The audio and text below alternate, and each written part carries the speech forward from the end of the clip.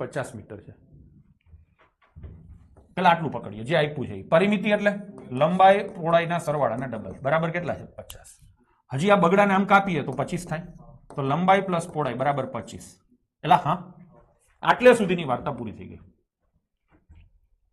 હવે પહોળાઈ કરતા લંબાઈ 13 મીટર વધારે છે. આનો મતલબ શું થાય? પહોળાઈ કરતા લંબાઈ 13 મીટર વધારે છે. આનો મતલબ શું થાય? જરાક મને તમે કહો છો. ગમે ત્યારે વાક્યમાં વધારે કે ઓછું આવે એટલે આપણે એને કહીએ તફાવત. હા ને? તો મોટું હોય પેલા આવે, નાનું હોય પછી આવે. બેનો તફાવત કેટલો છે? 13. હિસાબ થઈ ગયો. હવે આ બે સમીકરણ બની ગયા છે. એકમાં સરવાળો આપ્યો છે ને એકમાં બાદબાકી છે. કોઈ પણ બે વસ્તુનો સરવાળો અને બાદબાકી આપેલા હોય તો મોટી વસ્તુ એટલે એલ સીધી મળે. આના સરવાળાના અડધા. એટલે કેટલા થાય? 19. તો બી કેટલો થાય? અહીંયા 19 મૂકું તો 13 આ બાજુ લઈ આવો તો 19 માંથી 13 જાય તો 6. અથવા તો અહીંયા 19 માં કેટલા ઉમેર્યો તો 25 થાય 6. તો તમને એલ મળી ગયો, તમને બી મળી ગયો. તમને પૂછ્યું છે ક્ષેત્રફળ. ક્ષેત્રફળ એટલે એલ અને બી નો ગુણાકાર. એપી 11.